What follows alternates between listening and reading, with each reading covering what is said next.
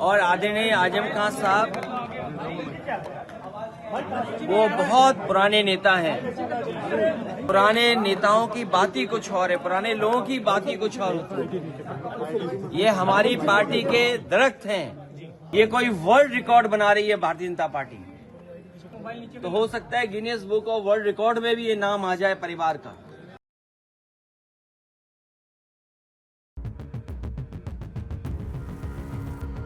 Samajwadi party के प्रमुख अखिलेश यादव ने आजम खान के जेल से छूटने के बाद पहली बार मुलाकात की। दोनों नेताओं के बीच बंद कमरे में 2 घंटे तक बातचीत चली। इस दौरान आजम की पत्नी और बेटे भी मौजूद नहीं थे। बाहर निकलने पर अखिलेश ने कहा कि आजम साहब बहुत पुराने नेता हैं। उनका गहरा साया हमेशा हमारे साथ रहा। आजम खान हमारी पार्टी का दरख्त यानी कि पेड़ है। आजम परिवार पर भाजपा केस करके वर्ल्ड रिकॉर्ड बनाना चाहती है। आजम खान के साथ रिश्ते पर अखिलेश यादव ने कई राज खोले, लेकिन कई तस्वीरें सामने आई जिसमें हाथ पकड़कर आजम खान के साथ चलते हुए अखिलेश यादव नजर आए। अखिलेश यादव और आजम खान की ये जुगलबंदी देख हर कोई हैरान है।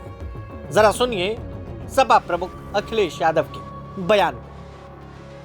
मिलने में आया हूँ, मैं जेल मिलने नहीं पहुँच पाया था। मैं आज अभी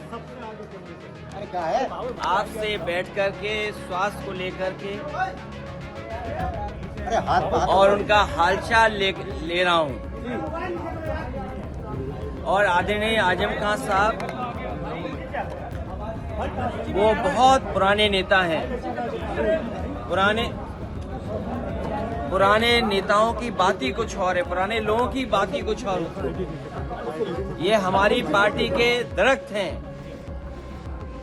इतनी गहरी जड़ें और उतना ही गहरा उनका साया भी हम लोगों के साथ हमेशा रहा है। और ये बड़ी लड़ाई है, उसमें हम सब लोग मिलकर के लड़ेंगे। उनका स्वास्थ्य अच्छा हो, उन्हें न्याय मिले और शायद देश के इतिहास में और पॉलिटिकल कैरियर के इतिहास में पता नहीं भारतीय जनता पार्टी कौन सा गिनीज वर्ल्ड रिकॉर्ड बनाना चाहती है। कौन सा वर्ल्ड रिकॉर्ड की पॉलिटिकल परिवार आदरणीय आजम खान साहब पे सबसे ज्यादा केस लगे हैं।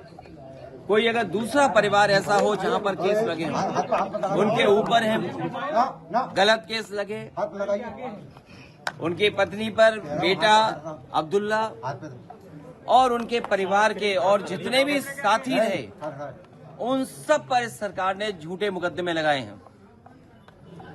और इतना तकलीफ परेशानी किसी को नहीं पहुंचाई गई होगी जितनी आदरणीय आजम खान साहब और उनके परिवार को पहुंचाई गई है। ये कोई वर्ल्ड रिकॉर्ड बना रही है भारतीय जनता पार्टी। और अगर गिनती के हिसाब से हम लोग हिसाब किताब लगाएं तो हो सकता है Guinness book of world record में भी ये नाम आ जाए परिवार का कि सबसे ज्यादा झूठे मुकदमे अगर किसी परिवार पर एक पर लगे तो वो आदरणीय आजम खान साहब।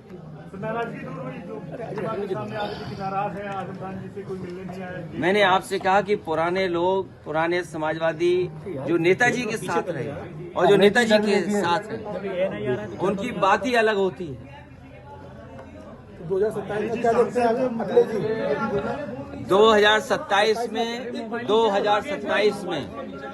2027 में सरकार बनने जा रही है और पीढ़ी की आवाज बुलंद होगी कि कोई कल्पना कर सकता है कि सुप्रीम कोर्ट में जज साहब के ऊपर भी जूता फेंक दिया गया हो या जूता निकाला गया हो।